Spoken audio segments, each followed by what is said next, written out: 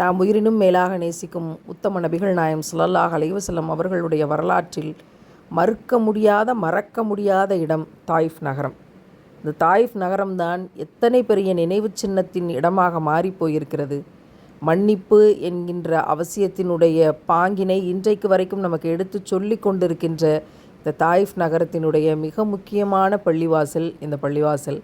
இங்கே இருக்கக்கூடிய பறவைகள் கூட மன்னிப்பின் ஈமானை பெற்றிருக்குமோ என்கின்ற அளவிற்கு சவுதி அரேபியாவினுடைய மிகப்பெரிய நூலகமும் அடங்கியிருக்கக்கூடிய இடம் இந்த இடம். அதோடு கூடிய பள்ளிவாசலை நிறைய படிப்பினைகளோடு கூடிய இந்த பொழுதுகளில் அடைந்தது. அல்லாஹ்வுக்கே அத்தனை புகழும். அவ்வளவு படிப்பினைகள் கிடைக்க பெற்றோம். அங்கு பள்ளிவாசலை சுற்றி வழிநெடுக புதிதாக எடுக்கப்பட்ட சாறு, பழச்சாறு நிறைய கிடைத்தது. அங்கே நிறைய பழங்கள் இருந்தது. நிறைய ஆரோக்கியத்திற்கு தேவையான தேன் உட்பட்ட நிறைய மருத்துவ குணங்கள் கொண்ட பொருட்களை பார்க்க முடிந்தது. அதில் மருதாணி பொடி சகோதரிகள் கேட்டார்கள் என்பதற்காக அதை வாங்கினேன்.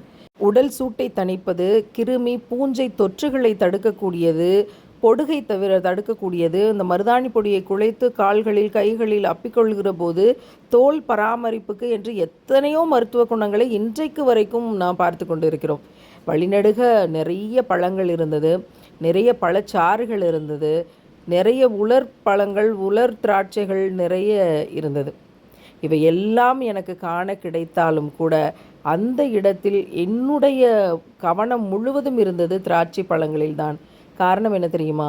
தாயிஃப் நகரத்தில் ஏக இறைவன் ஒருவனே என்ற செய்தியை எடுத்துச் சொல்வதற்காக நபிகள் நாயம் ஸல்லல்லாஹு அலைஹி வஸல்லம் அவர்கள் சென்ற பொழுது சிறுவர்கள் சேர்ந்து கல்லால் அடித்தார்கள், பெரியவர்கள் சேர்ந்து சொல்லால் அடித்தார்கள். கல்லடியும் சொல்லடியும் கால் முழுக்க இரத்தம் வழிந்து அந்த இரத்தத்தின் தடத்தில் நடந்து போய் ஒரு திராட்சை தோட்டத்தில் அமர்ந்தார்கள். அங்கிருந்த அத்தாஸ் என்கின்ற பணியாளர் சில திராட்சைகளை நபிகள் நாயம் ஸல்லல்லாஹு அலைஹி வஸல்லம் அவர்களுக்கு உண்ண கொடுத்தார்கள். அப்போது பிஸ்மில்லாஹ் என்று சொல்லிவிட்டு அந்த பழத்தை சாப்பிட்ட பொழுது பிஸ்மில்லாஹ் என்றதுக்கான விளக்கத்தை கேட்டு இஸ்லாத்தை ஏற்றார்கள் அத்தாஸ் அவர்கள். இப்படி அந்த அடிப்பட்ட நிலையிலும் கூட தாவா செய்தவர்கள், அதோ அந்த திராட்சை பழங்களை உண்ண கொடுக்க பெற்றவர்கள் இறைவனிடம் துவா செய்தார்கள். யா அல்லாஹ், நீ என்னிடம் கோபம் கொள்ளவில்லை என்றால் இந்த துன்ப துயரங்களெல்லாம் என்னை எதுவும் செய்து விடாது என்று துவா செய்தார்கள்.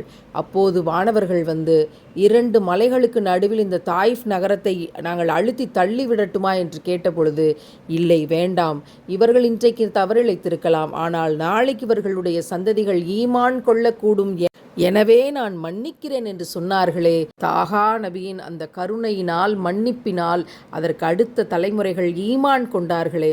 சுப்ஹானல்லாஹ்.